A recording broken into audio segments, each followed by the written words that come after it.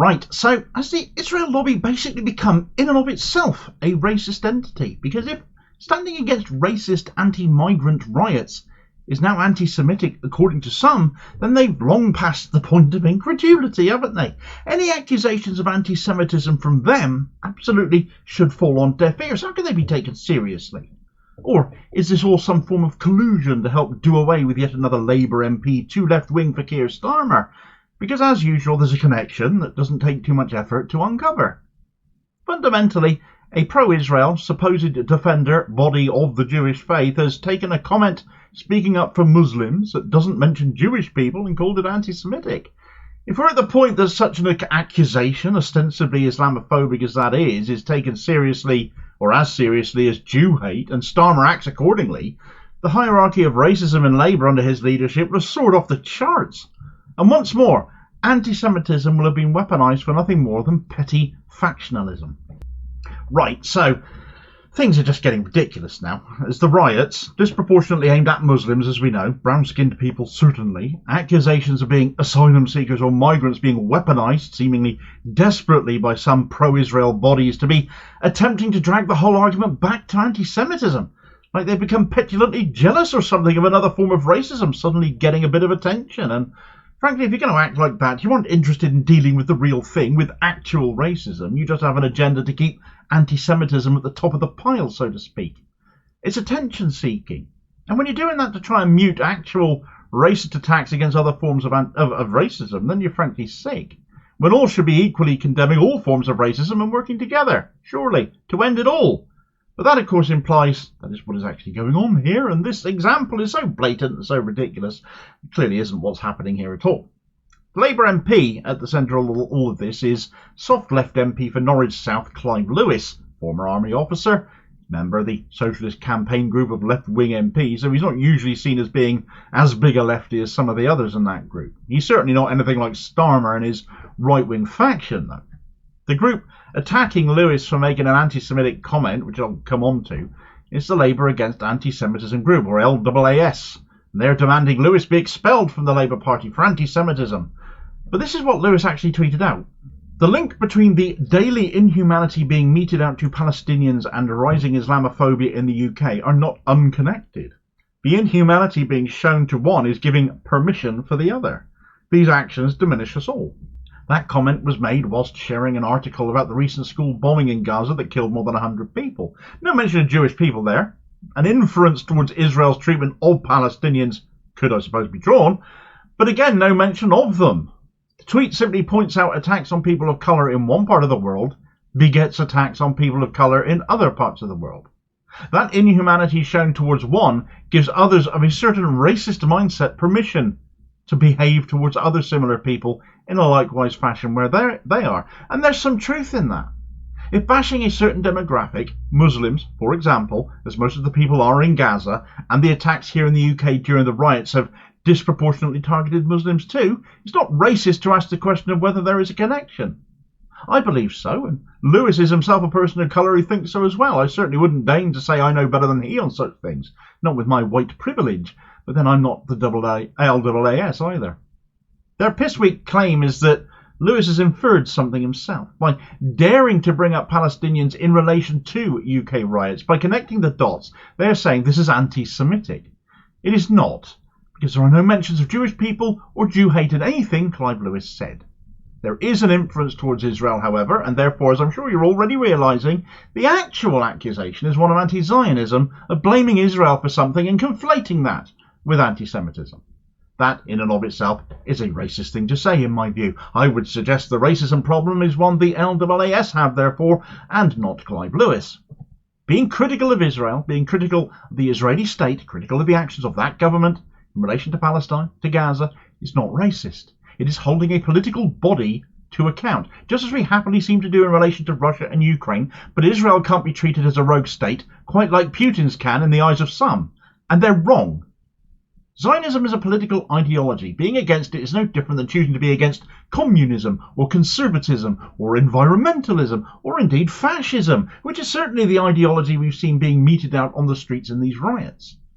One of Labour Against Anti-Semitism Limited's co-directors, because of course it's a limited company, they do seem rather popular in politics of late, don't they?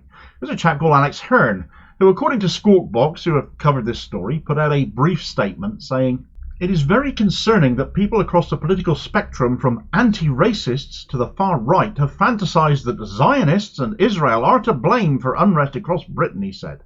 A recent report by the Community Security Trust showed anti-Semitism in the last 6 months has gone up 105%, and that the pretexts for these 1,978 incidents are often Palestine. This includes synagogues targeted 76 times and 121 assaults. For a Labour MP to blame a conflict thousands of miles away for the recent racism and far-right riots in Britain is highly irresponsible. When attacks against British Jews exploded following the Hamas 7th of October massacre, no such link was made by Mr Lewis.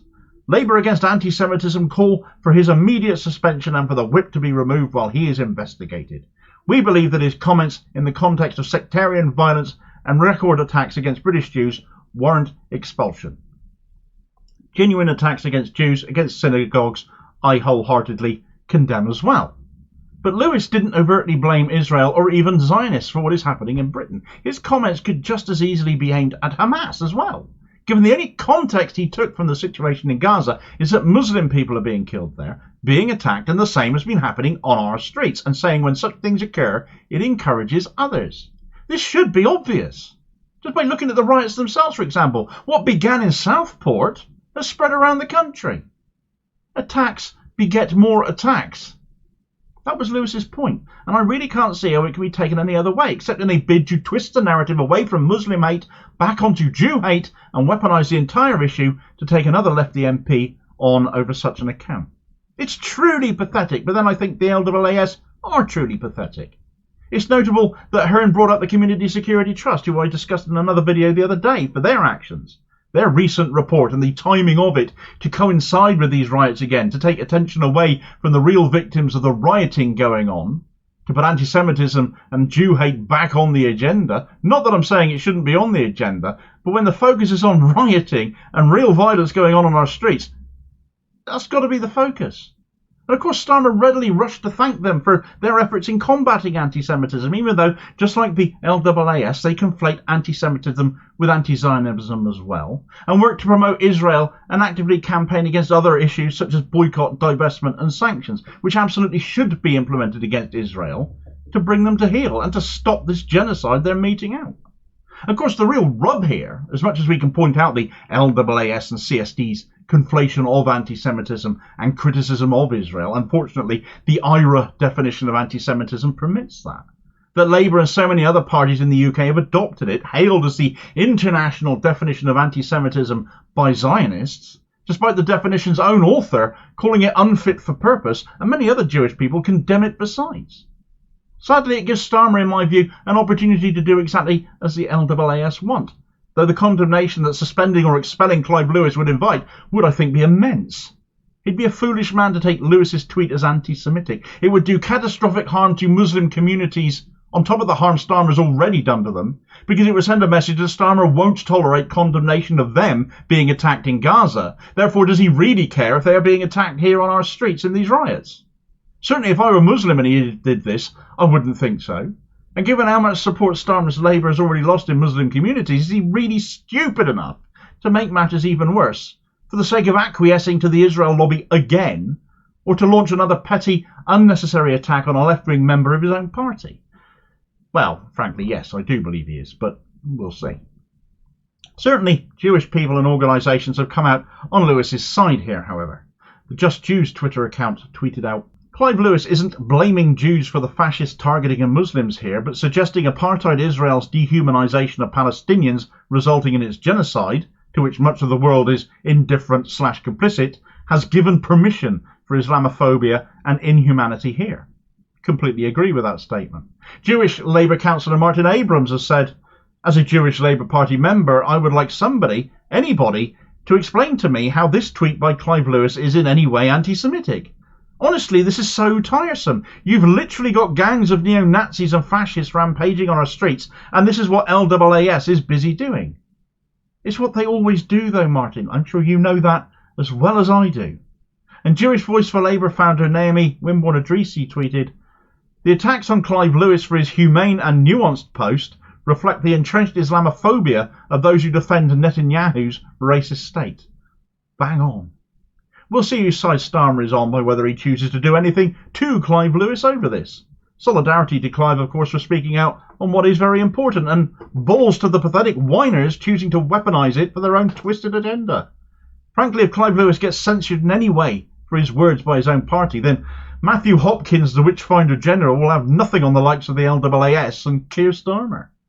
Meanwhile, in other statements not mentioning Israel, Keir Starmer might as well just bent the knee to Israel with the pathetic statement he co-signed with Francis Emmanuel Macron and Olaf Scholz of Germany, urging Hamas to engage in ceasefire talks and release hostages, whilst making no such demands of Israel at all. In fact, the statement didn't even mention Israel once. However did you manage that? And I'll hopefully catch you on the next vid. Cheers, folks.